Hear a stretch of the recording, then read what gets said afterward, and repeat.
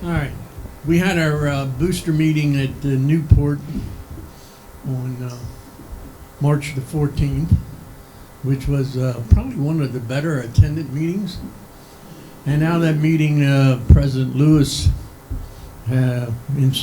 set up 3 special committees to report back to him in 60 days that he wants something done. One is membership management software, looking at how we improve our web pages and software and stuff that be able to communicate. And the other one is, Cumberland Valley and responder safety has lived off grants for many years.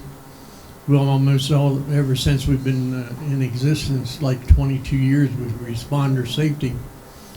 So now we're going to look at corporate sponsorship and come up with some type of a program to be able to bring corporate sponsorship in it, because we're in 127 or 29 countries with our programs, believe it or not. Using our material, using our TIMS training that's on the program, all our other types of training and material we have. And then the third one is a long-range planning for the future and where we're going to go. And in that, there was a strategic planning committee that met in 2015. We're going to bring that back out on the table, review it, and try to work on some of the things that hasn't been worked on since 2015 to enhance Cumberland Valley. And in one of the items in there was looking at maybe making a change of the name of this organization, because everything we do now with highway safety, we're spread out nationally, and with it being the Cumberland Valley Volunteer Firemen's Association, Volunteer Firefighters Association, a lot of people don't recognize us for what we do in highway safety. And like I said, responder safety now is probably in their 23rd year since we wrote the white paper back then. So we're trying to get, I don't know whether it'll go anywhere or not, but we're looking at how we can maybe incorporate, Cumberland Valley, keep that still there, but change the name to make it more like a national organization. It means we're in all these countries and everything like that. So, and then one of the other things is we're going to look at our bylaws. We've just updated the bylaws, but it was looked at that maybe there are some things in the bylaws that could be taken out and put in a operational procedure manual or something like that, so that we can make changes without having to wait a full year and have it, first reading and then go to the convention before they're voted on. So we're going to be looking at that also. And the name change was read at the booster meeting, so that was the first reading. So come August in Halfway, Maryland, we'll vote on that at convention to make that official. And that'll be our name change. So, and our second vice president, he resigned from his position, Terry Jester from Delaware. He had health problems and family problems, so he resigned the position, and Todd Lease was appointed to fill out the term of Terry's term. So, and Todd's pretty well known. He's also assists Jack Selvin in our training programs. And Todd did work for the Pennsylvania Turnpike till last year. Will Dave be here tomorrow? Do you know? Will Dave Lewis be here tomorrow? Dave Lewis? Yeah. No, I think Dave, I just seen email or Facebook. I think him and his wife were in New Hampshire or someplace. I just wondered about NVFC report, though. I was skipping. Yeah, I can't tell you. I get a lot of their stuff, you know, I still get it, but I'm not the director or anything, so I don't know what's going on. Okay. So I'm not sure there'll be one. Okay, thank you for doing Cumberland Valley. Okay, Ron's not here for fallen firefighters. Fire Rescue Memorial, I don't see Dennis or anybody there. Maryland Fire Chiefs. Hey. On deck will be the finance team. Good afternoon. Ed Wood sitting in for President lineup, Fire Chiefs. Couple items. First coming up is the golf tournament. It'll be held at the Oakmont Green Golf Course in Hampstead on Friday, the 12th of April. All you golfers, head over there and make it a successful tournament. Following that will be the Maryland Fire Chiefs Association's annual membership meeting. That'll be held at the Kent Island Volunteer Fire Department, Saturday, April 27th. Starts at 10 a.m. We have election of officers, awards, including another very deserving group of folks coming to the Hall of Fame. And that'll be followed by lunch and a general business meeting. Last is the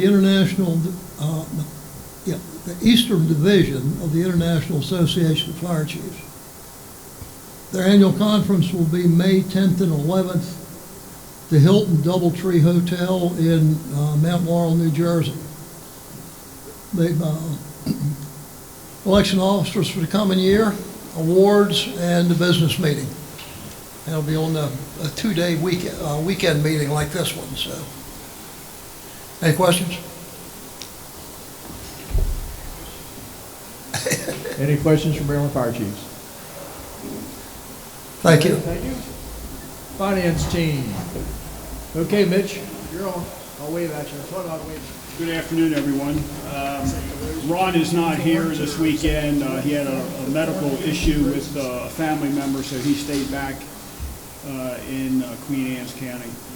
Treasurer's report, you should have received the profit and loss, the balance sheet, and the budget versus the actuals.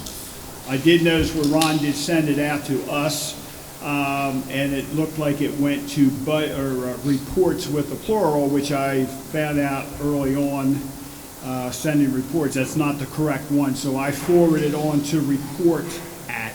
So you should have received them, I hope, this time. Everybody get them? Okay, good. Any questions on those? Okay, he'd also like to report the 1099s, the W-2Gs, which were for the raffles. They've all been mailed, they've all been filed, so they're completed. The tax return is in process with a financial review with Fike Connor and Associates down here in LaVale. All the new credit cards have been received and they have been issued. And the credit limit was raised to $75,000 on the total for the total account. He's working with the SAFER team to review all the current expenditures and to substantiate the remaining funds and develop a plan to dispose of those dollars that still remain. Bobby Aaron will need the reimbursement forms that we fill out for reimbursement for today's and tomorrow's meetings early tomorrow morning so she can get those into QuickBooks. Since Ron and Bob, neither one of them are here this weekend, Ron will be mailing the checks, this weekend's reimbursement checks. He will be mailing those out probably Monday or Tuesday. But Bobby will be entering them tomorrow morning here into QuickBooks. That way Ron can just hit the button and print. Any questions for that part? Okay, officers' reports. So now officially I go into my side of it with the financial secretary. For dues, I still have 6 member companies not paid their dues yet. They are all in PG County, and Lee is aware of it. He's been trying to work on it for me. Chilima Delphi, College Park, Oxon Hill, PG Marine Fire and Rescue, Riverdale, and Riverdale Heights. That's the 6 remaining. And Buddy, we still have Montgomery County Volunteer Fire Rescue Association. I've not got their payment either. I know you need to beat on somebody. I can tell that look. You've tried and you've tried. I can see it. You can only do so much. And that's where I stand with the financial report. And I'll turn it over to the budget chair. I'm going to let the vice chair give it. Okay, budgets are going fine at this point. Made a few adjustments. We've been made aware of one request that will be coming at this meeting. The sound committee needs to replace a piece of equipment. It's estimated at $20,000. We do have 20. We're getting hand signals behind you. 25,000 is signaling. We do have state appropriation money that's available that we can use that to replace that piece of equipment. So, Is there any restrictions on state appropriation regarding bidding equipment at a certain price? We would follow the normal state Okay. process. Anytime we're doing something like that, we follow the state process. Okay, very good. Yes. Yes. to date, Steve's only received 2 committee budget requests for next year. I have budget forms with me. If committees want to get them. We're not mind readers. If you don't submit a budget and you don't get one next year, don't blame us. You need to tell us what you need in order to do your committee work. So it's a committee chairman's responsibility to submit a budget. Do you have anything else? That's all I have.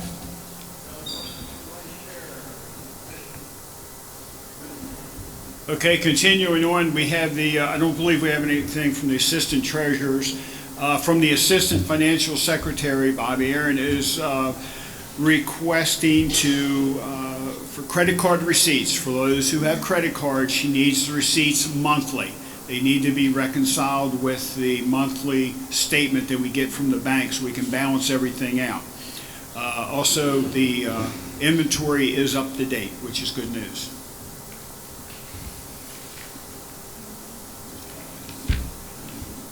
Mr. Chairman, did you want to hold that request for funding under an action item, or do you want to take? You want to do it now? Doesn't need it.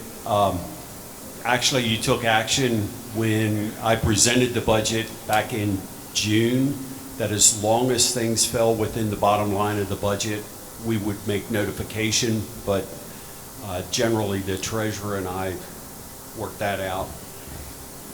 So it's within the bottom line and we have the money. Yes. Okay, very good. Next. Ways and Means? Ways and Means. Ways and Means, yep. Okay, Ways and Means report. So far this year's raffle, we have produced $11,645. Sounds like a lot, but we're $22.49 behind last year. And I went back the year before, and we are about 4,000 behind 2 years ago. We did have a weak Sunfest due to weather. We will be going to Springfest this year. That will be in Ocean City and at the Inlet from Thursday, May 2nd through Sunday, May the 5th. As I tell everyone, bring both sets of clothes. It could be 80 degrees, it could be 30 if the wind's off the water. So, right. And I can use help. We have a couple new people coming this year, which we're going to break them in. They're from Hartford County. They haven't been there before, so they volunteered to come down. And ticket-wise, you can either, for your tickets, I know it's going to be late to get them to the executive committee to bring to a meeting because we don't have any more meetings till the ocean. So if you can either mail them to my address, which is in the book, or you can bring them to the ocean. Obviously, we will gladly take them. Okay, any other questions for any of the present members of the finance team before us? Hearing none, thank you guys very much. Thank you. Volunteer Company Assistance Fund, Joe? Good afternoon, Mr. Chairman and members of the Executive Committee. The VCAF Committee met on Sunday, March the 17th at Laurel and approved 3 loans. So the first one I'll call up will be Preston Volunteer Fire Company. Representatives of Preston, please come forward.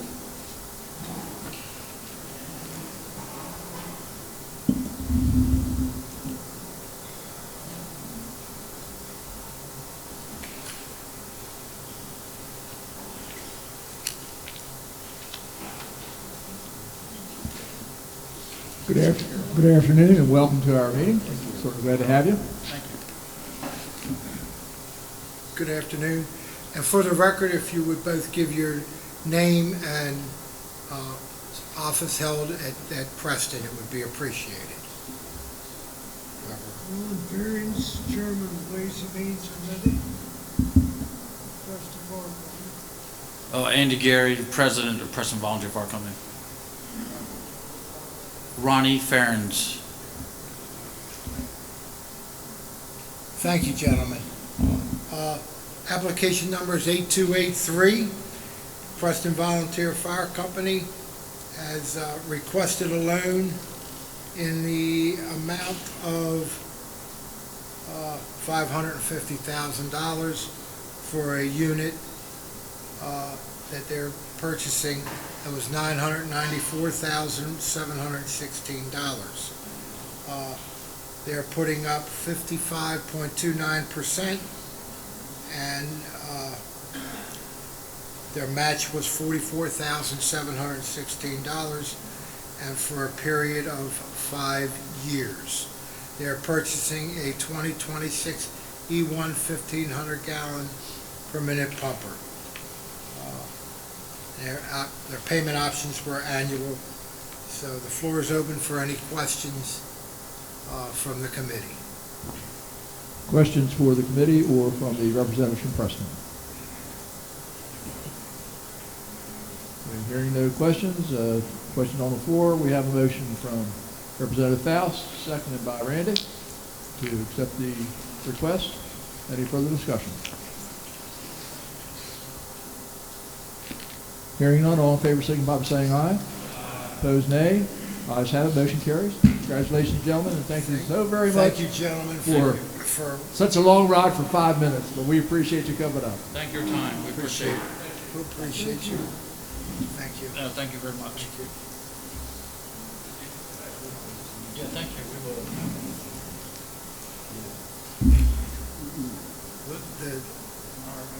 The next application will be from the Lakeshore Volunteer Fire Company in Anne Arundel County.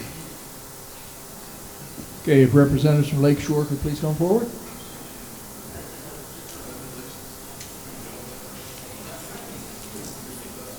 Good afternoon and welcome. I'm Jerry White, President of Lakeshore Volunteer Fire Company. Yeah. My name is Jesse Wright, Vice President of Lakeshore Volunteer Fire Company. Very good. Go ahead, Joe. Thank you, gentlemen. Application number 8284 was presented to the VCAF committee. They are asking for a loan in the amount of $701,219 for a unit that's cost is $936,219.80. This represents a 25% down payment, and they're asking for 75% of the total cost of the unit for a period of 18 years. Any questions from the committee? Any questions for the committee or the representatives regarding this loan? Okay. Hearing none, entertain a motion. Ron? Mr. Chairman, I move we accept the application, approve the application from Lakeshore Volunteer Fire Department. Motion, Mr. Block, second, Mr. Faust. Any further discussion? All in favor, signify by saying aye. Opposed, nay. Ayes have it, motion carries. Congratulations, gentlemen. Thank you, Thank you. gentlemen. Thank you, Mr. Chairman. Appreciate you It's a helping us long, out. long drive for a little while. Thanks, sir. Thank you very much.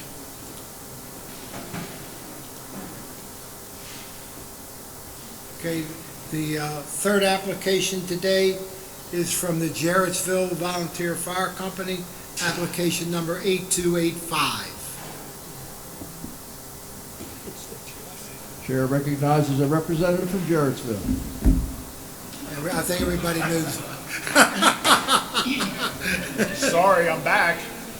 I think everybody knows Mitch, but anyway, Yeah, Mitch Vogt, trustee at Jarrettsville.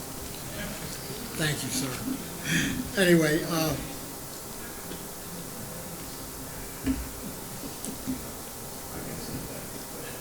Jarrettsville is asking for a loan in the amount of $704,535.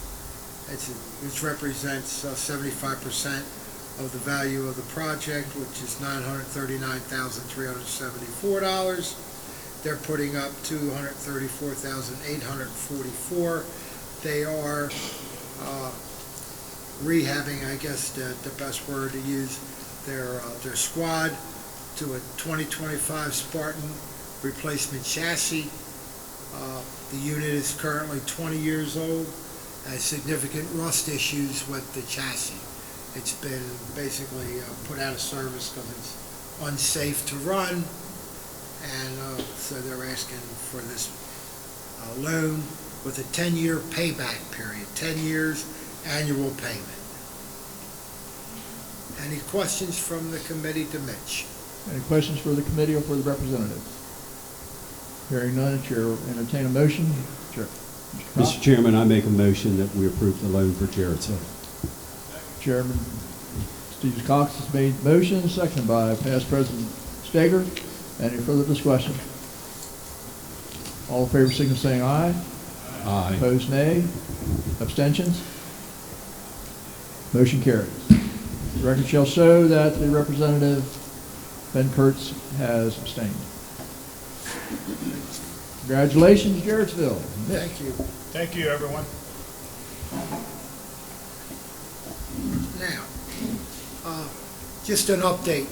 After this approval today, VCAF has an amount of about $4 million left in our available to lend. $4 million. That's where the bottom. And we have decided that we will hold $1 million in reserve just in case of a catastrophic incident at a fire company. We have to have something to help somebody out if an accident or something occurs. So the lending purposes, you can say it's right around $3 million is what we have. Also, we have just opened the application period last Monday, April the 1st. The last day to approve a draft through us will be the 7th of July of 2024. And we'll have a in-person meeting, hopefully, on July the 28th, at a place to be determined, so we can be at the next executive committee meeting when Skip takes over the weekend of the 17th and 18th of August. We may come down, depending on how many applicants we get, we may have to prioritize. And that'll be a hard decision for us to make, but we'll have to take different issues into consideration when that comes. Because as you realize, the price of apparatus today, $3 million isn't going to go very far. Yeah, I'm just not giving you good news, but it's going to be something we're going to have to do. Joe, roughly the income return, is there any predicting that income And- return, how and- that's gonna and flow? Annually, it's somewhere around 1.25 to 1.5 million a year, but some payments are annual, some are quarterly, some are semi-annual, there's a couple that are monthly, so it varies a whole lot. That's just the way it's been, at the request of the companies, it's the way it's set up. So, I wish I had better news, but that's where we stand right now. So, it's not gonna be easy to prioritize. Thank you and the committee for all the hard work you do. It's been it's a great Any other- opportunity for companies, and you Hopefully do we what you can- got the money to do. Any other questions for me? Steve? Hey, Joe, I got a question. Over the years, there's been discussion back and forth on whether the department requesting the loan has entered into the contract prior to or after they come to you. What was the final on that? I know at one time we were holding firm that they could not enter into the contract prior to, and I've seen some that they have entered. What's the committee, just so that everybody does the same thing? Now, we would prefer, and I'll express this to Craig, so we can put that out as an addendum to this, that the company should come to us first before they sign a contract. Because if they sign and for some reason it gets turned down, they're on the hook for that. The whole kit and caboodle. Or if it comes to this group and you turn it down, or the Board of Public Works, there's 3 strikes you could get. And I've never heard a Board of Public Works turn anybody down yet. But we would like to see them come to us before they sign. Don't say we signed a year and a half ago and we're coming for money now. That just doesn't cut it. So I'll relay that message to Craig, and we'll send an informative message out to all the committee chairs or committee members, so they can tell all their clients, do not sign a contract until it's approved. I know sometimes that may mean a price increase, but we're gonna have to live with that. I just want to make sure we're consistent and that we're getting the message out so that the companies know and go. Thank you. We will do that from here on out. We're gonna have to. Any other questions, gentlemen? Further questions for the committee? Again, thank you, Joe, and your committee for the hard work. I have no report. It died. I don't know what happened. It's dead, so. House is out. I know. So it hasn't gone in yet. For the record, Bob Phillips, Chairman of the Legislative Committee, MSFA. To say that we've had a busy time would be an understatement. What I would just go over briefly is, since my computer doesn't want to work for me, I will tell you that some of the numbers that we had from this past year, I'm going to talk about participation. We had like 950 or 60 hours since we started session. Something on the order of 170 some, what we call days. That's someone's come to the office and worked. So that's quite impressive. It's been an awful lot of work, an awful lot of effort put into it.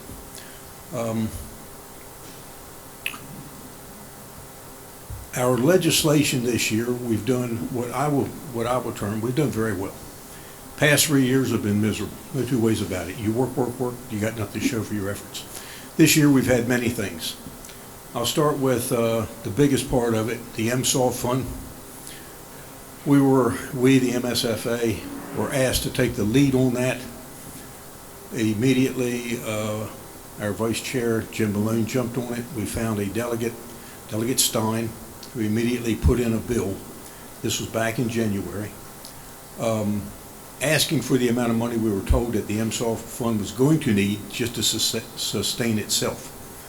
We had a bill within just a few days, so we did take the lead. Other bills came up. We worked with the senators and the delegates. We worked with our partners, and we were able to get something moving. I will talk about SB 1092. This would have been Senator Gazone's bill. He was the first bill that came out after Delegate Stein's bill, and his bill asked for a $23 addition to the existing $17 on the motor vehicle registration fee. And he had it broke down where originally there was like $5 that would go to, of the $40 now, $5, or of the $23, $5 would go to the Physicians Trust Fund, $9 would go to the R. Adams Cali Shock Trauma Fund, and the remaining $9 went to the MSOFT in general. That was the $23 in addition.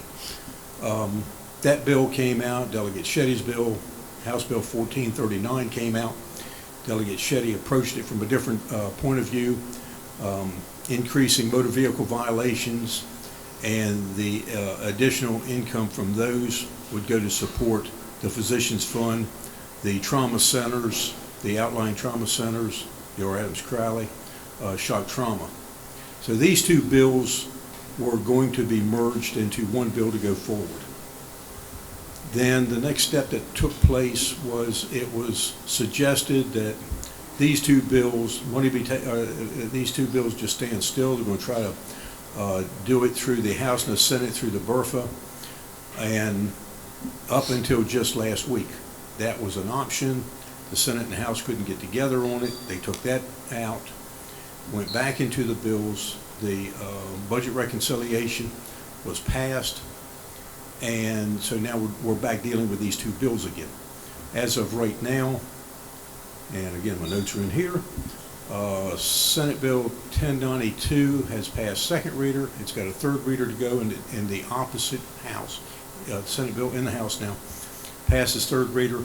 That bill will go on to the governor. House Bill 1439 has passed its second reader in the House. It's got to cross to the Senate. That will add to what the original bill does. We do have a bill that's going to sustain the MSOFT. That's the important part here. And MSFA, along with the partners, we all put an awful lot of effort into that. We had two bills for the fire police lights. I believe that started with President Kurtz. Wasn't that your administration started that?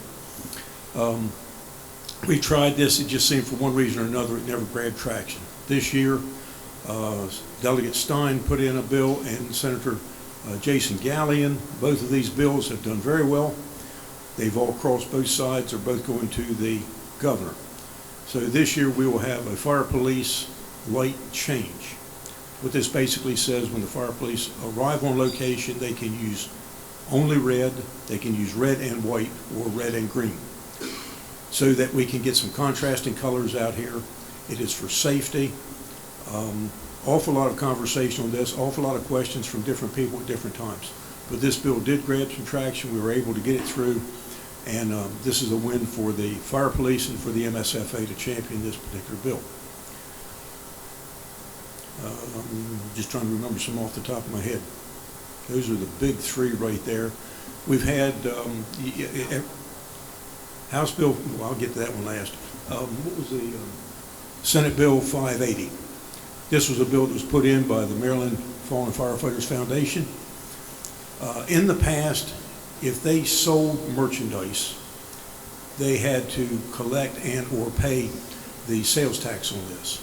Senate Bill 580 was put in so that, and it's as it reads, if they sell merchandise on the property of the memorial, sales tax doesn't have to be collected and or paid, as long as all the profits go to the maintenance of the memorial. So the way it's written, it can apply to a lot of different nonprofits, but specifically it does apply to the Maryland Fallen Firefighter Foundation. And here again, it saves them an awful lot of money that they weren't collecting but still had to pay. Last year we paid $9,000 in sales tax. So again, it's things like this. Are they huge magnitude things? No, they're really not. But they are accomplishments, and we were a big part of it. We, the MSFA. House Bill 404. I'll speak about that because sometimes accomplishments aren't what you get done, but it's what you stop from being done. In this particular case, House Bill 404 began life as a law enforcement bill. It had to do with wellness checks. The wellness check, what it basically came down to was just a couple items. Number one, if a law enforcement agency received a request for a wellness check, they had a duty to respond with undue delay in time.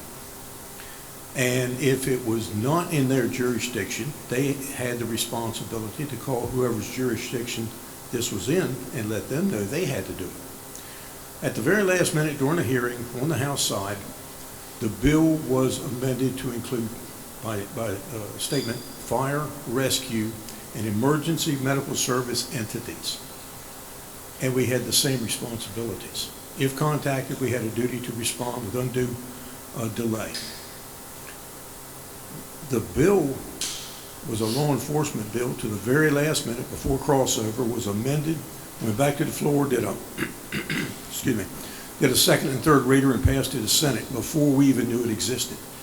Within 1 week, it was brought to us. We started working on it.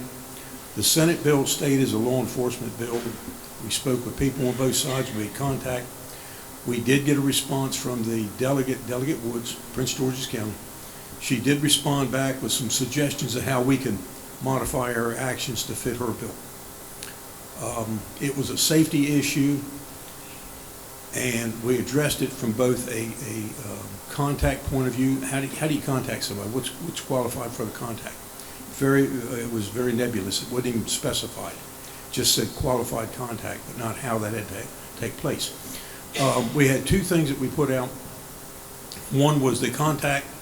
What is the contact if it goes, and we use I'll use my company as an example. If someone called our company phone number, 410-228-1670, you're going to get an answering service. You're going to leave a message. It may or may not be answered in 3 hours or 3 days. Does that constitute that we failed our obligation? Nobody could answer that question. The second thing was safety. Fire, EMS, rescue are not trained, for the most part, in mental health issues, or are we equipped to handle those in more ways than one? We weren't getting a whole lot of traffic on the House side. We did get some traffic or some traction on the Senate side. When House Bill 404 got to the Senate side and had a hearing, a senator from out here, Mike McKay, questioned the bill, made some statements, made a motion that the bill should be amended. So it was back like Senate Bill 190, law enforcement only. So that is the type of thing that you didn't get a bill you wanted, but you stopped a bill you didn't want. That's what I was trying to get at here. It's still in transition. There's still a lot of back and forth between the House and the Senate. We're working on it as I speak to you today. The bill's going to come up again on Monday. And it went to conference. The House would not concur with the Senate. Senate would not concur with the House. We're butting heads over it. We're pretty, I'm not going to say exactly, but we're pretty sure that maybe this bill's going to die. And it'd be a good thing for the fire service. It's a bad bill for the fire service. With that being said, I would like to just say, just have one more thing here. And that is, Annapolis is a busy place. And the people that go in there are busy pretty much from the day when they walk in, sit down, take a break for some lunch, and then work till you leave. This year we had 2 new members. One of them sits on the executive committee, Mr. Bill Faust over here. Also had a new member from Southern Maryland, Dale Bowen. These gentlemen came in 1 day a week and saw what it was to work in that office. The rest of my hardy crew, I want to say thank you to. Number one, Harv Woods, sits on the committee here, represents MSFA as well as Maryland Fire Chiefs. And Harv is reading all the time. He catches a lot of things. After we're going out, before we get home, he's on the phone. Hey, did you see what happened here or there?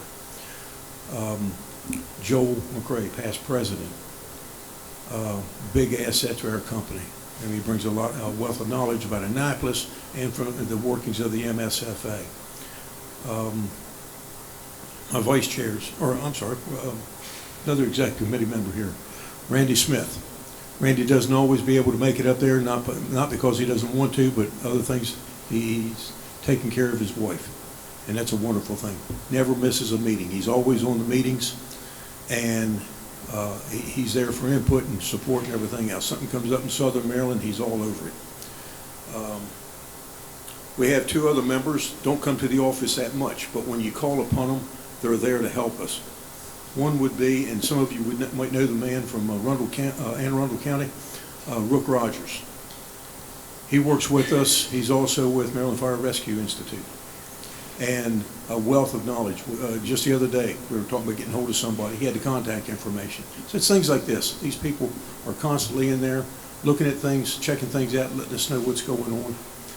And Mr. Steve Wance. He was the president of MACO at one time, still very active with them. We've done more work with MACO, and we're looking to a brighter future with them. And he's been a great contact there. This is the everyday staff. I got two vice chairs that are just out of this world. Number one, sitting right here, and I don't want her talking anymore. Every time she gets talking in the office, she puts me to sleep. And understand, yeah, I'm telling you, if you sit next to this woman for 3 or 4 hours, yeah, that's what happens. This is it. She makes my point, just so you all understand. Thank you very much. I like that. Yeah. I'm gonna hang that up in the office. This will warn everybody when they walk, and it'll keep the mice away. But this will warn. Do not be. She on and on and on. Oh my God. So anyhow, but the work that she does, it's just unbelievable. She comes in the office and it's a constant back and forth. Did you see this? Are you following up on that? And puts together the bulletin that everybody gets. And last but not least, but Jim Malone. Sick. He's in the hospital. And every morning he's calling in. Okay, what do we got going on? Who do I need to contact? What do we need to do? And then I'm on the phone with him. Okay, Jim, this is where we are on this right just this morning, back and forth. This is where we are. What's our next step? Who do we got to talk to? So the MSFA's got a great legislative committee. They got a very good core amount of people in there. They're dedicated to what's happening, and I think that you can see what happens when they all come together as a good team at the same time. And all I want to do is say thank you to them. Everybody talks up here, and I've heard it to other, and I want to thank Chief Phillips. Chief Phillips doesn't do anything. Chief Phillips is a card dealer. And I keep handing the cards out, and people take the cards and make better hands out of them. That's about all that amounts to. Just a coordinator. And you can see there, I take a nap in the afternoon. But anyhow, thank you very much. You're a sweetie. I love you. You see, here's another case. Someone had to sit in the same room with the same woman for the same amount of time, and this is what happens. It's for you, buddy. So, I'm telling you. If you will notice, I have the better chair. Yeah, I've got the better chair there. So, anyhow, I'm not going to bore you anymore with that. We have had a successful year. I think that's everything I had on my notes. You're probably better off I didn't read all my notes. It had about 4 pages of them. But it has been a good year, and I will say thank you to the MSFA for allowing me to go down there and represent the fire service. And thank you to, I left off one group, a very important group, and that's the LA MSFA. I got 4 ladies that come in there on a regular basis: Marion Nicholson, Rosa Mayer, Barb McCrae, and Terry Hayton. These ladies are wonderful. They answer the phone, they go get the mail, they come back and file it. They just take care of everything. And then we had a 5th person come in this year, Joan Kramer. She stopped down and gave us a hand a couple of days. Did not know you have to have a driver's license or some sort of ID identification to get into a state building or any other government building. But anyhow, she learned. But she would come in, when some of the ladies have to be out, she would come down and help us. So thank you, Jim. Appreciate that. So I don't want anybody to forget them. They do such a great job. And that does lead me to the last item. Monday is Sine Die. Sine Die is the longest day of the year for us. We start at 7 in the morning. We finish up sometime between 12 and 1 o'clock the next morning. From before they start to after they're done. There is food available. The ladies all come together and make food, bring it in. Sometime around noontime to about 3 or 4 o'clock, both houses recess so people can get something to eat because they go back in until midnight. And they come out, and for the most part, the members of General Assembly and their staff are out on State Circle. The doors are open. They come in, and we get to speak with the chiefs of staff. We get to speak with the members of the General Assembly in a more relaxed atmosphere. They've been going at it just like we have. It's a break. It's like, okay, whew. And we get to talk with them then. And you get a lot done. So all I've got to say here, and I want you all to take this away, is a thank you to all those people that do all the hard work and the dealer.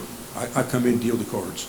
That's what about I do. I open up and lock up too. They let me do that. But that would be my report, Mr. Chairman. Thank you and the committee. Absolutely.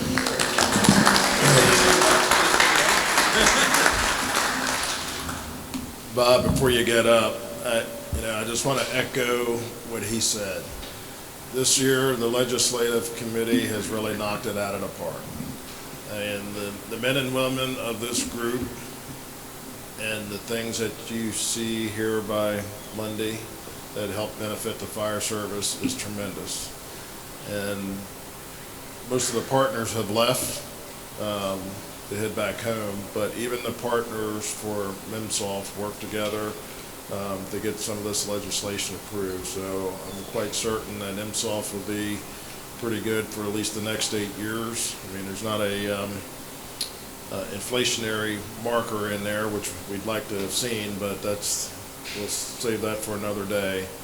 But for Bob and Teresa and all the other members of the legislative committee, it was very nice to be able to walk the halls of Annapolis and just on the street and have senators and delegates come up and say how well the legislative committee was doing and the hard work that they put in this session, and even from some of our partners. And it made me very proud to be a part of MSFA with that going on. So, Bob, I know Richard's looking down on you saying you did a hell of a job. Yep. And I have to say thank you very much. So I wanted to make sure that we got that. So thank you. Thank you, sir.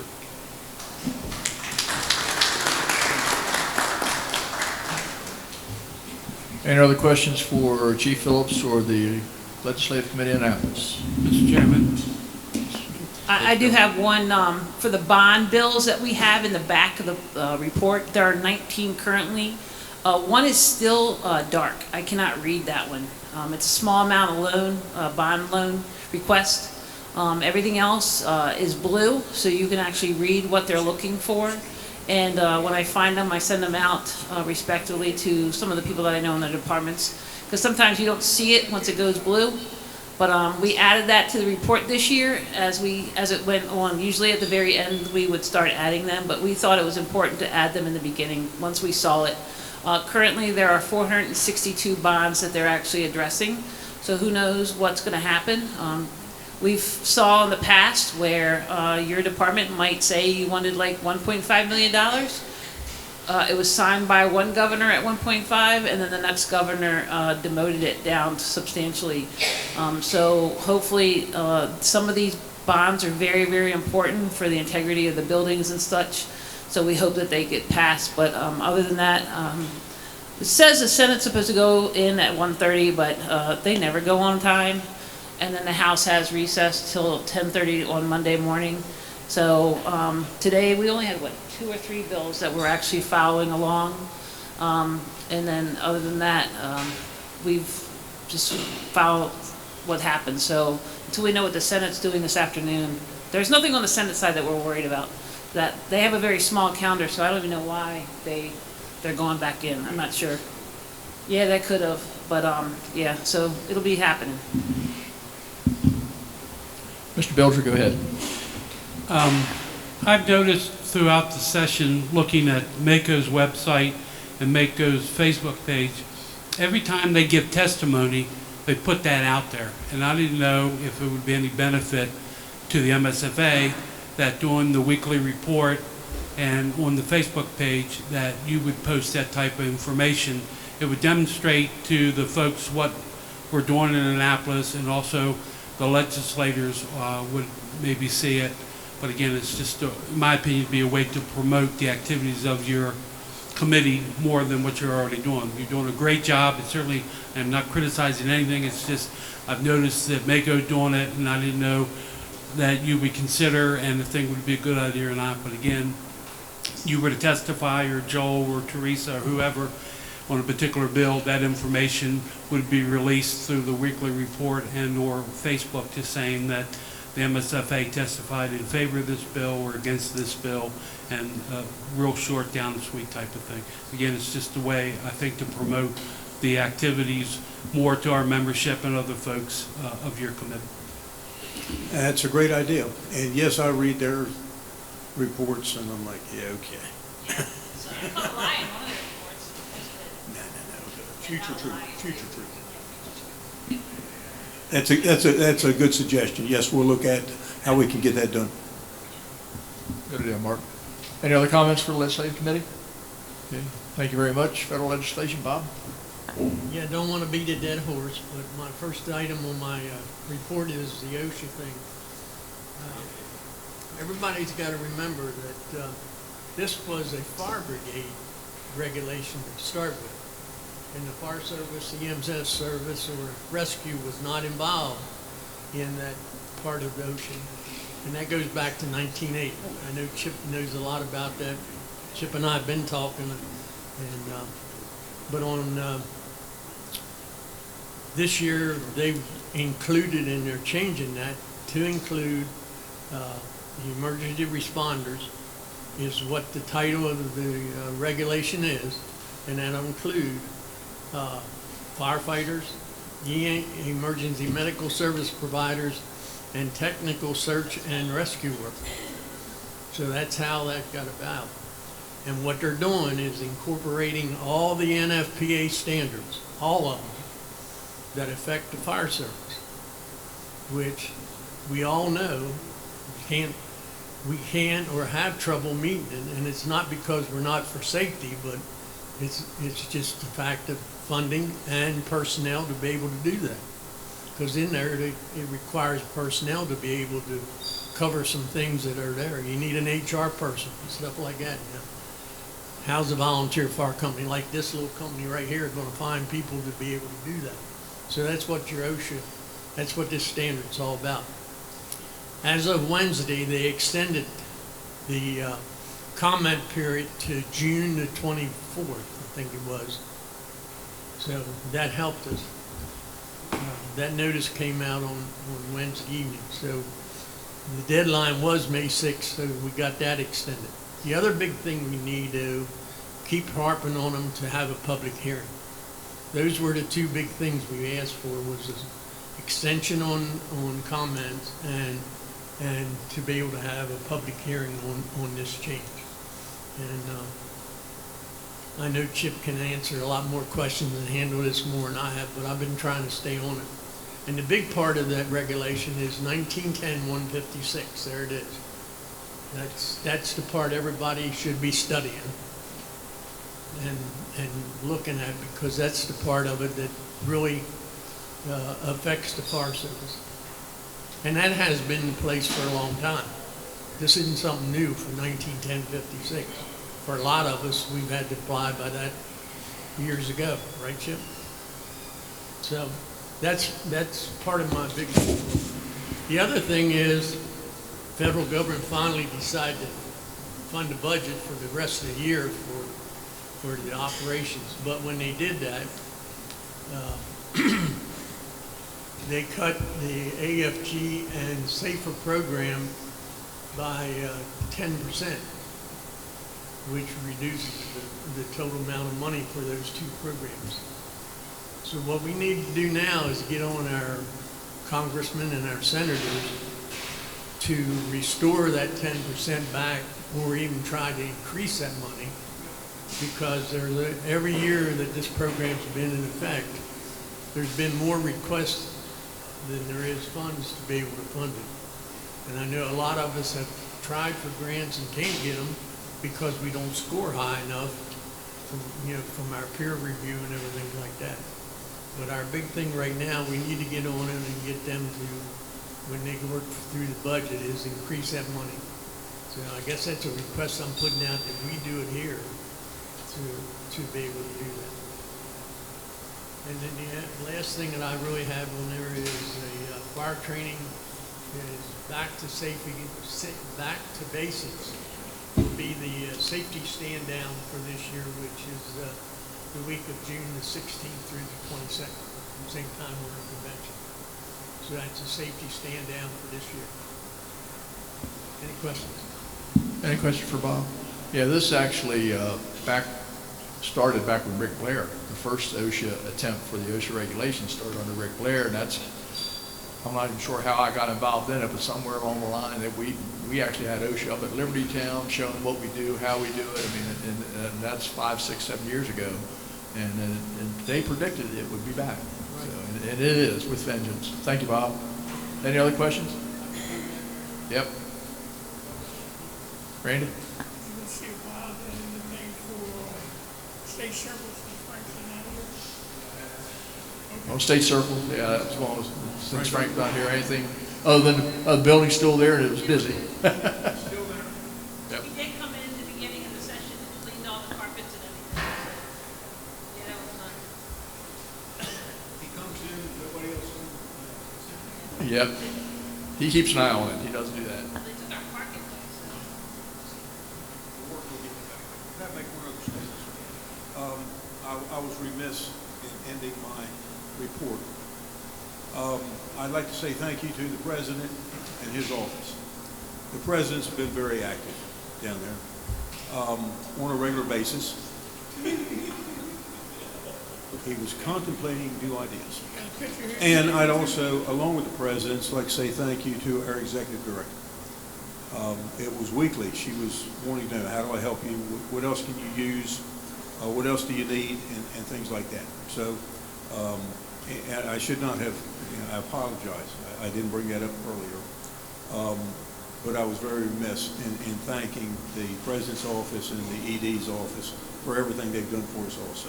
I just wanted to make that for the record. Thank you. Any other questions for the committee? Okay. Mark, anything else on firewalls?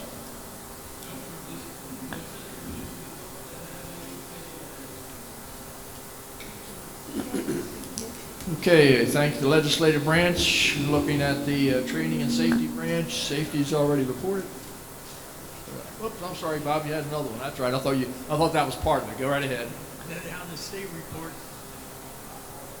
the only thing really I have to add to the out-of-state report is Pennsylvania will have a conference, a 2-day conference. It's going to be September 13th and 14th. They're meeting next week. Their statewide committee's meeting next week, so I'll probably have more information about where it is and what all's going to happen at that report. They're meeting in New Cumberland next week on Saturday.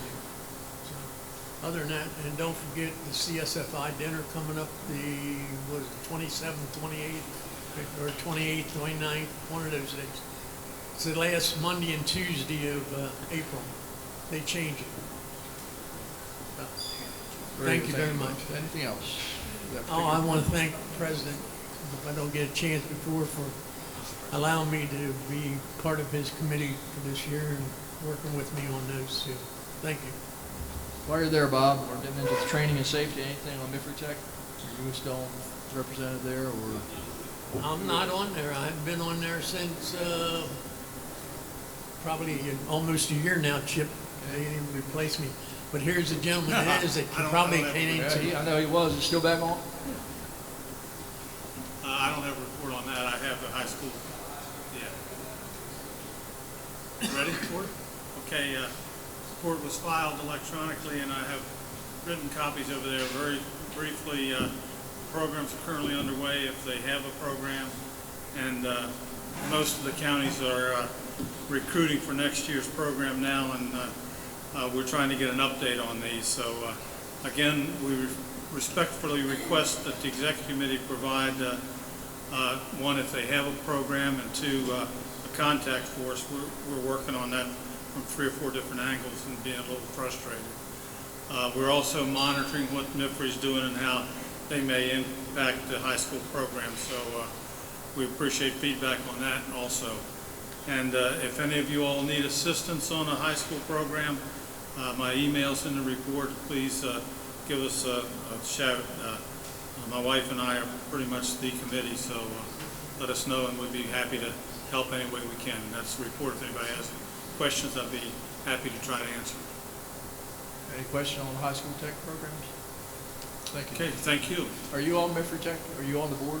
I'm on the board, but I don't have a report. Okay.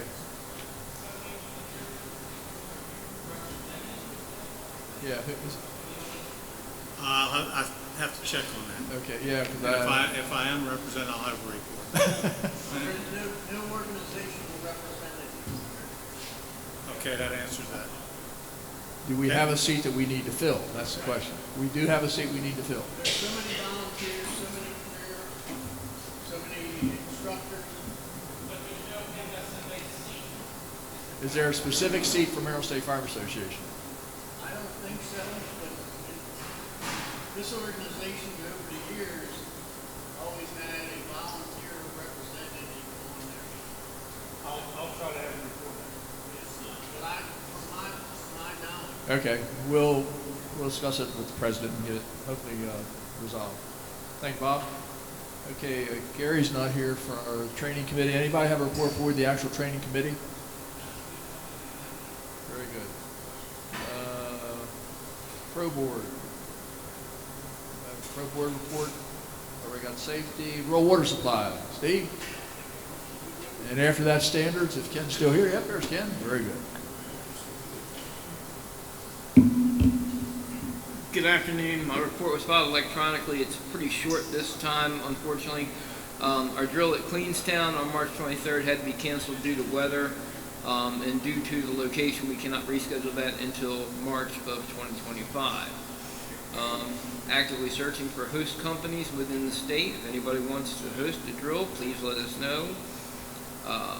We have 2 Delaware companies that want to have some training and drill with us, and we're working to get those scheduled, and they will be open to Maryland companies, obviously. And we have some additional proposed updates that we're going to submit to the Standards Committee very shortly here in the near future. Other than that, that's all I have unless there's questions. Any questions for Steve? Very good. Thanks, Steve. Ken, standards? And on deck, Resource Management Branch. Thank you again, Mr. Chairman. Good afternoon, everyone. Just a quick report from the Standards Committee. We did participate with some background information requested by the fire police and got that information, I think, back to them as they requested, so that's all been worked out. The NFPA meeting will be held in June, actually the same week as the convention in Florida, so we'll be watching very closely any of the standards that are updated. At that particular meeting, the tech session is on Thursday of that week, so we'll take a look at the standards that are passed as a part of that meeting and bring everybody up to date as to whether we feel there's any changes necessary to be brought to this organization. And we look forward to working with the Rural Water Supply Committee to get our standards updated there as they need be. So that's our report at this point. Any questions for Ken? Okay, thank you. Anybody from Resource Management? Nope. Randy, can we do convention today, or we need some more people here? Well, Ron's not going to be here, right? Bobby's not going to be here. Okay, let's go with convention today. Before you, okay. Never mind. The committee's been working hard to prepare for this year's convention. I know they had a walkthrough with last week. They had another walkthrough last week. Doing the changes and everything like that. Fair enough. And we got a meeting next month, 23rd. 23rd. The committee has been working hard to prepare for the 2024 convention. The committee has had a walkthrough at the convention center last week. Our next convention meeting is the 23rd in Odenton. And then everybody's welcome to come. There's always stuff to do, so you can pitch in, get with Kate, and then see what's needed to make this year's convention successful. Okay, so this is Ron's report that we sent over. So Lynn and I added our pieces, and I spoke to Ken Bush earlier. The website enhancements continue for the convention activities. All the information is posted. We will continue to update as needed. The events are posted, the schedule, the program, seminar schedule, everything is up and running. The skills refresher, that will be Saturday and Sunday this year. We're not going to try to do Sunday, Monday. We figured for the people that are coming in just for the refresher, it'll be easier for them to do it on a weekend. So that will be registerable through the MIFRE website, including the PDIs. So look for those on the MIFRE website. The exhibit packages are out. Registration has begun. AB Hall is full already, which is nice since we're just about into April. So now we're moving into starting to fill in C Hall. The exhibit hours have changed just slightly. On Monday, it will be 9 to 3 instead of 9 to 4. And then on Tuesday, it will be 9 to 2 instead of 9 to 3. So that will allow the vendors to leave an hour earlier on Tuesday. We did offer, we worked with a couple of the hotel lines in Ocean City to offer vendor discounts for some hotels. So they've all been distributed to the vendors for them to take part in those discounts. Because that was one of the big pieces last year, was the increased, Saturday, especially the Saturday night rates for the hotels. The program presentations, Ken has completed those. We will not have a program on Wednesday. As far as a main program presentation, we will have the meetings and such on Wednesday, but no main program presentation. Let's see. The caucus meeting rooms would follow last year's schedule. If there's any changes, Bill Hildebrand will get those updated. Jolly Roger and the Inlet Boardwalk are all scheduled. The parking trailers, as always, they will need permits. So anything that you need will go through Roger, and we'll. Roger, is anything different this year for the permits? Okay. Okay. The banquet committee is meeting this Tuesday in Annapolis. It will be at the Naval Academy Ballroom again, the Saturday night before the memorial on June 2nd. Excuse me. So look for information on that coming from the Secretary's office shortly. The host hotel, again, this year will be the Grand. All convention book reports from the committee members and officers are due by April 15th. Ginny would like to have them in hand and ready to go, so when they put the book together the first week of May, that she has everything that she needs. So please send that to her. Her email is in the weekly report if you need it. We're always looking for sponsorships for convention. We have a new digital package this year. The convention center purchased these kiosks. 2 of them are double-sided, 3 of them are single-sided, but they will be strategically placed around the convention center. Vendors and sponsors will be able to put their logos up and a small message that will run throughout the entire convention. So we're excited to offer that this year. Plus the monitors, the TV monitors around the convention center will be also used for sponsorships and vendors to be able to put their messages. We'll work with the marketing coordinator, Stephen and I, and whoever else will get input on making a couple of short little videos to put up for the MSFA as well.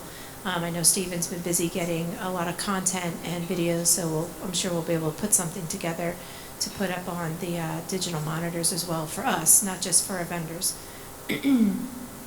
As Randy stated, the first site visit was held 2 weeks ago, March 26th, and our our convention committee will meet April 23rd. Is there anyone else here with co-chairs? Mitch, do you have anything for finance for convention? Good.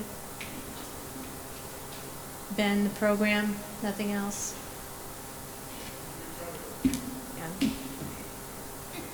Yeah. And exhibits are just moving along, so just please, if you have a vendor or if you have people within your departments or if your departments need a program book ad, please make sure that they're getting them in soon. And credentials, of course. Okay, that's all we have. Very good. Thank you for the hard work. Anything else for the convention committee or any of the subcommittees? Very good. Thank you. Thank you.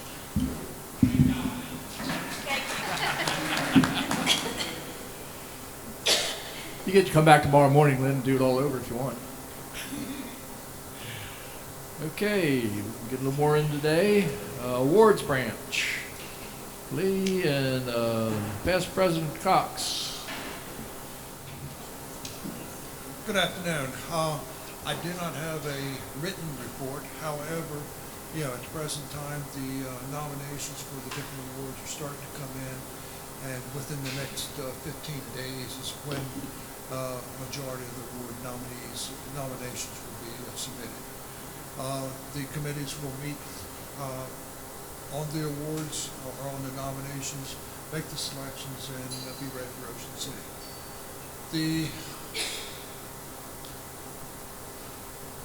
If anyone has and I got to get with the individuals, the large leg trophies, I need to pick those up. I have 2 of them so far, fire prevention, training, the Zembar Training Award, and a couple others, so we need to get those in, and we'll go from there. What's the cutoff for submission? I'm sorry? What's the cutoff for submissions? It depends on the award. It's all listed in. Some of them are on April 15th, some May. Yeah, but go to your convention packet and the awards are in there. I'm sorry. Yes, it's on the website. Then, or you can go to each individual award and it has it in there, who the award, the nominations go to and the dates. Questions? Any other awards, any other subcommittees? You pretty much cover them all. You got them all? Yeah, it's all done, yes. Any other questions for awards? Very good. Thank you, Doyle. Information technology, you guys still around? Okay. Anything else you need to talk about? Mr. Chairman. Sorry. I did forget to mention that the OC Fools this year will not be doing hands-on training at convention. Logistically, it doesn't make sense for them to come. Last 2 years, they've had some pretty low numbers. So what they're looking at is working with Bill Faust to do a off-site later on in the year, sometime in October, hands-on weekend that the Fools will provide. It'll still be tied to convention, it's just not going to be during convention week.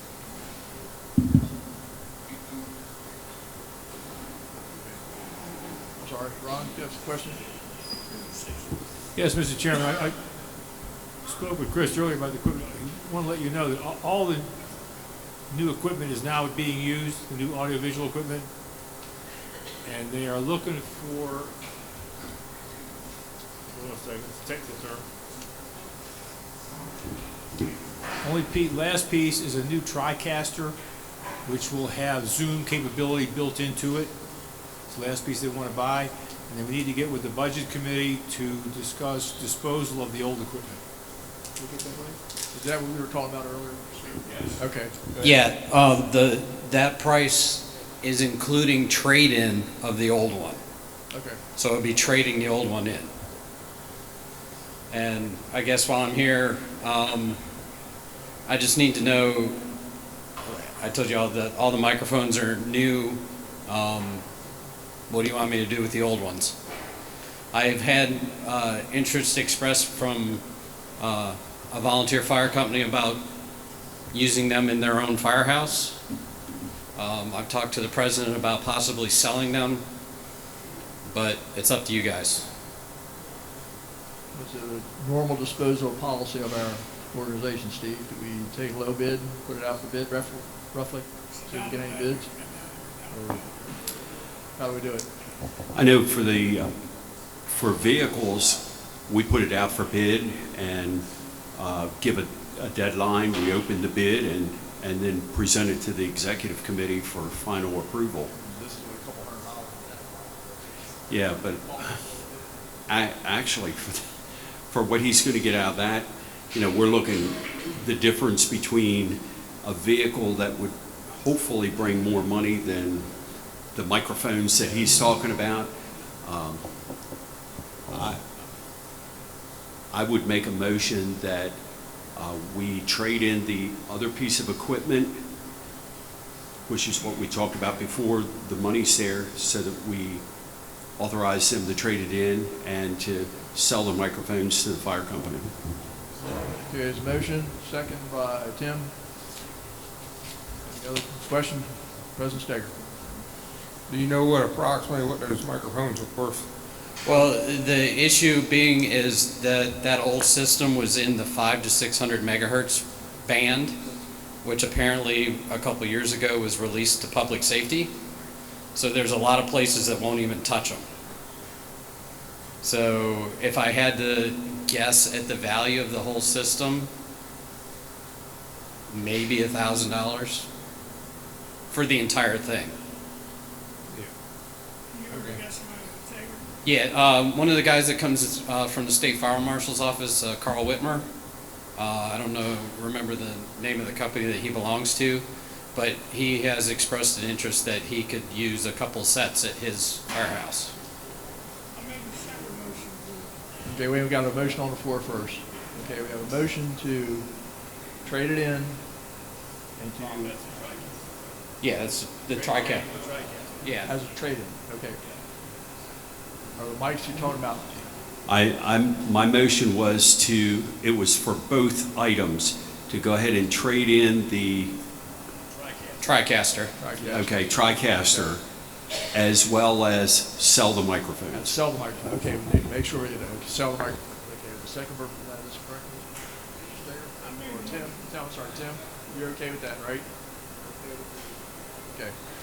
Is there any other questions? All in favor, signify by saying aye. Aye. Those nay. Ayes have it. Take care of it, Chris. Yes, sir. Thank you. Okay, the time we got here. Keep moving right along. Lee, can we go ahead and do bylaws today? Good afternoon.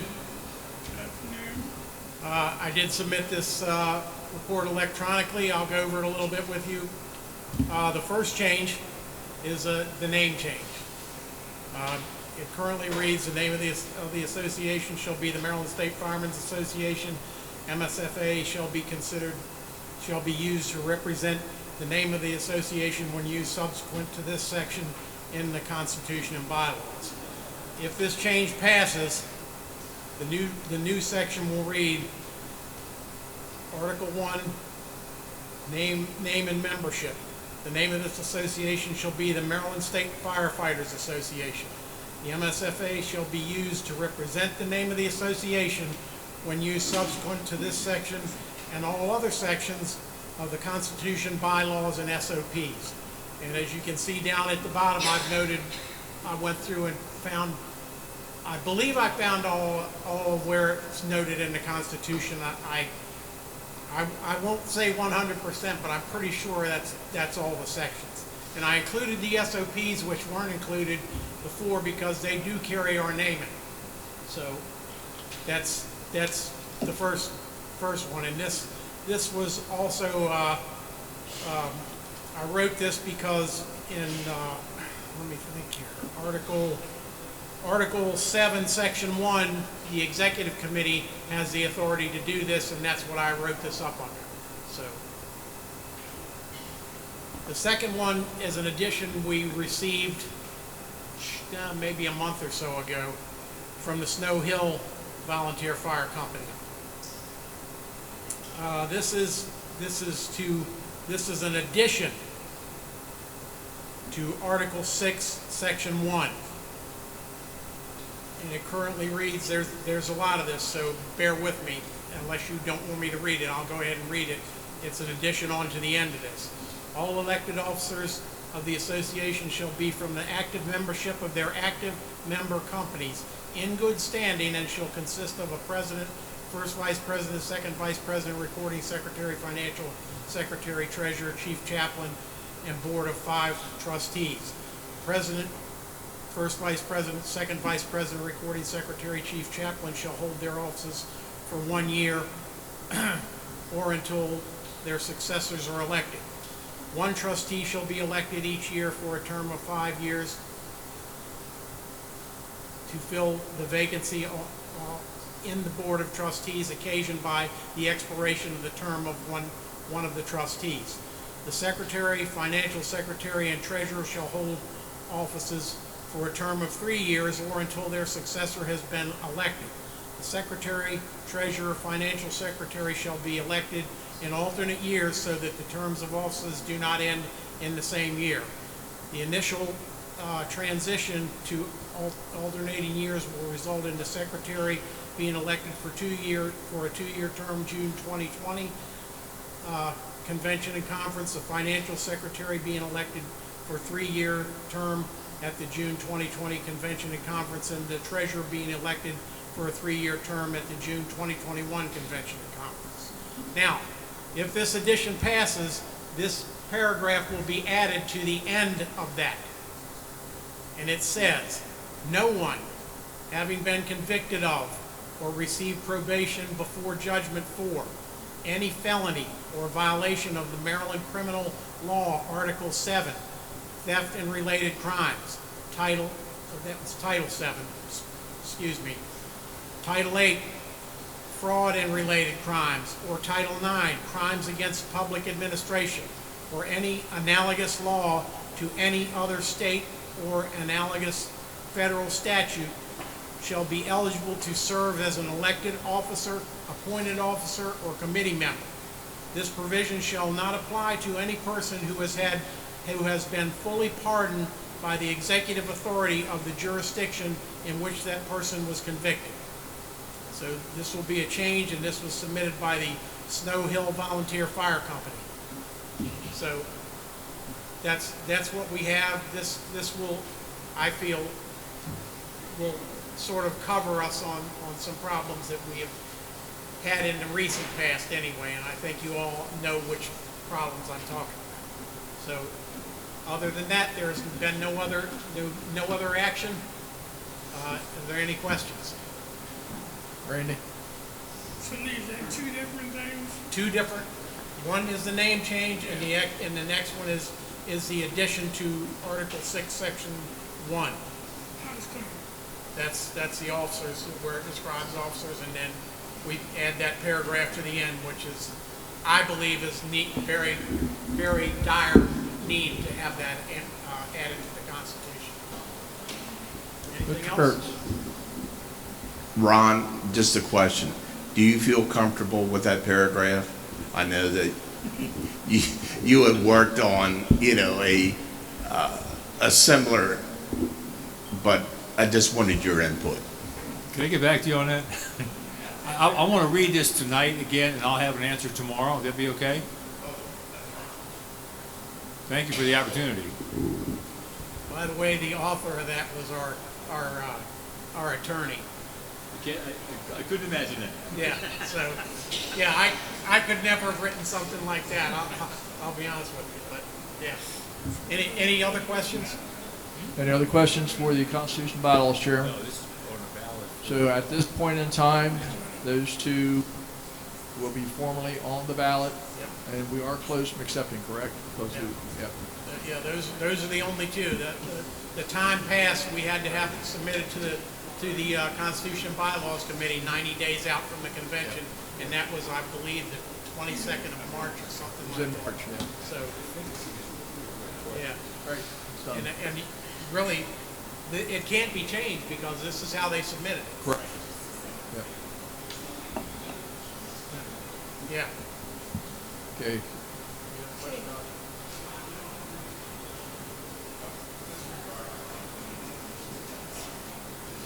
Who had a question? All right?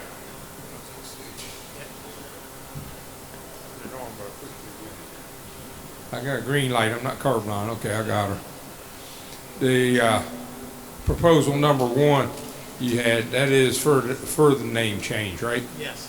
Okay. That is a name change. Well, if you do the name change, then all that other gets affected at the same time. Yeah, everything, all of those sections is what will change. Gotcha, Now, I thank just you. added them so everybody would understand where throughout the document they are. Yes, thank you. Mr. President?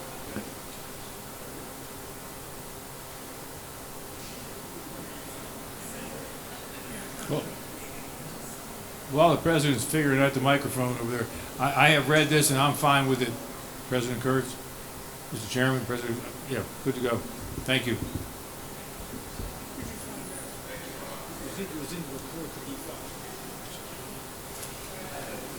There we go, you're killing me, Smalls. The last one that you read about the officers. Yeah. Who's the responsible party for looking into the backgrounds of the individuals that are running for office? So who is looking into the background? Where does that go? So I'm okay with the paragraph, but it doesn't specify who is going to do the background checks to go along with that. Who's responsible? There is nothing on that they submitted on that. I mean, I know why we're doing it, and I am in agreement of that, but I think beyond that, if it gets passed, then that's something that the executive board needs to figure out between either the executive board or the executive director, and I don't want to put that on her plate, that might be a subcommittee that we may have to create going forward, that when someone wants to either sit on the executive board or be an officer, that a subgroup will have to do that background information, because otherwise it's very analogous of, I mean, I know where we want to go, but we need to have some specifics in who's going to actually do the research. Yeah, I think initially when this all came up, we were talking about doing like a application to run process, and you actually stated have you with a check, and then would follow up with it from there. But yeah, Well, I got that. You have to I'm get okay a with procedure that. to do it You know, after that. Correct. You make your initial submittal on paperwork and say, yep, just like an application. I get that. So you're need applying for the election position, but then once you apply for the position, where does it go from there, and who's looking into it? And we need to define that. So that's something that you probably need to discuss in case this gets passed. I would do that on the front end before that probably gets passed. That'd be a good job for a retired trooper. Well, wait a minute. Let me look around. Let me see that. I'm going back to work now. Yeah. This would not, if it passes, it won't take effect until next year. So, Mr. Chairman, Mr. First Vice President, that'll be a responsibility. Well, it will be, because, it won't happen this year. But, Do we have to have standing to request that? That wouldn't be a standing committee, that'd be a presidential committee. Right? It's not a standing committee, so it's a discretionary committee of the president, so, yeah. well, Mr. Kurtz. I think it'd be a retired fire marshal, so he's trying to hide. So, see? I didn't forget that one there, buddy. Oh, well, Mr. Chairman, I like to share the wealth. Go ahead, Mr. President. In addition to what Eric stated in his last paragraph, going back to the very first amendment, if that's approved, of who's going to verify if that member who's running for office is on the active roll of that particular company or department. So that's an additional thing that either a special committee or something has to see the validity of that candidate. Thank you. Good proposal, but it'll need some logistics behind the scenes to make it work. And I'm sure President Kerry will be able to handle that. Okay, any other comments? So we have 2 proposals that'll be on the ballot. Any other questions on the proposals or for the bylaws committee? Lee, thank you for your work on this. Okay, Grants Committee, Dave's not here. Sergeant at Arms, Laura? I just want to thank everybody for trying to be quiet, but you know, when you try to talk and then all this noise goes around, but that's all right. We made it and everything will be all right. Thank you. Thank you, Laura. Okay, Steve, we did not have a strategic planning committee meeting. We're going to have one eventually, or do you have another report? I do want to make a comment on that. Thank you, Mr. Chairman. The Strategic Planning Committee had scheduled to meet on March 26th. Due to the collapse of the Key Bridge, we made the decision not to meet, and that decision was based on several things. Number one, the bridge collapse and everything that was happening throughout the state, and that it could possibly impact a number of our people that would be involved in the strategic planning. And it was also made on the assumption and the workings of the groups. A couple of things that the Strategic Planning Committee looks at is the financial team and making sure that all our finances are in order and planning for the future, what we're going to be doing with our money, things like that. And that team is functioning very, very well. The recruitment retention under the SAFER grant and the administration of the SAFER grant by the executive director, those functions are all running well. The legislative and what happens in Annapolis, we look at that, and the determination was that we would have a meeting between now and convention and have a final report for your Sunday morning meeting, the executive committee meeting, where we could get the groups together and have a little bit of time to really plan out and give some direction or provide direction for the incoming administration. And it would certainly be easier on the legislative committee because they're up to their elbows right now, and also that was the determination. That's why we did it. I wanted that to be on record, that it wasn't that we have any issues, because we don't see any issues. We just want to make sure that we're on firm ground and that we have the plan for the future. Thank you, Steve. Roger, anything on past presidents? The past presidents is we're working on a boat luncheon cruise with Suicide Bridge Restaurant on Thursday, May the 9th. And the past presidents of both the men and the ladies auxiliary, along with the executive committee and the current officers, elected officers of both organizations, have been invited, and the executive committee has been invited.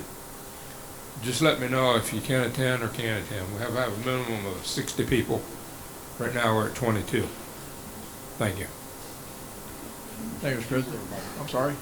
For the past president's luncheon, the shock trauma was again this year a sponsor of it. So just want to make sure. Did you receive that? Because we did receive the check and it's been distributed to finance. Yes, that's for the one during the convention. Okay. Okay. Yeah, that'll be coming out to the past presidents for that invitation here before long too. Thank you. Yep. Thank you, Kate. Okay, and to finish up this particular branch for risk management, the OSHA issue has really been the focus of the risk management. So other than that, a few issues on the insurance, work with the President's Car Committee, and other than that, no other report from the Risk Management Committee. Is there anybody else that absolutely positively has to report today? I'd like to save a few for tomorrow. We're making pretty good progress. Okay, hearing none, anything from the Executive Committee that needs to be brought up today? Okay, Mr. President, turn it over to you.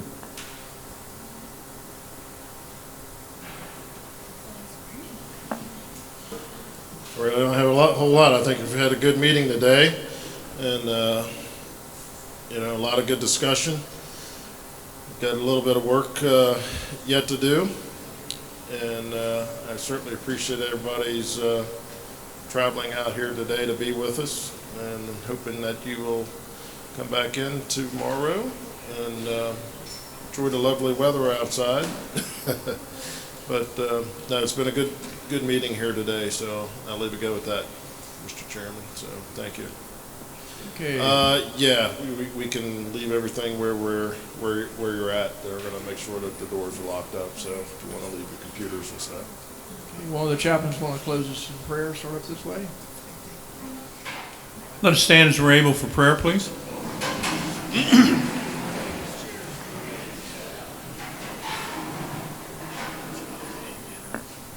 Let us pray. Our Lord and our God, we thank you for your mercy and your grace. We thank you for the business that's been discussed today. Father, help us to take that information and digest it and process it and move forward. We ask that you would watch over our going out and our coming in, and bless us with a night of refreshment, or a night of fellowship and friendship, and as we go. Grant us a night of rest and peaceful sleep. Raise us in the morning to your glory. Father, we thank you for all things. Amen.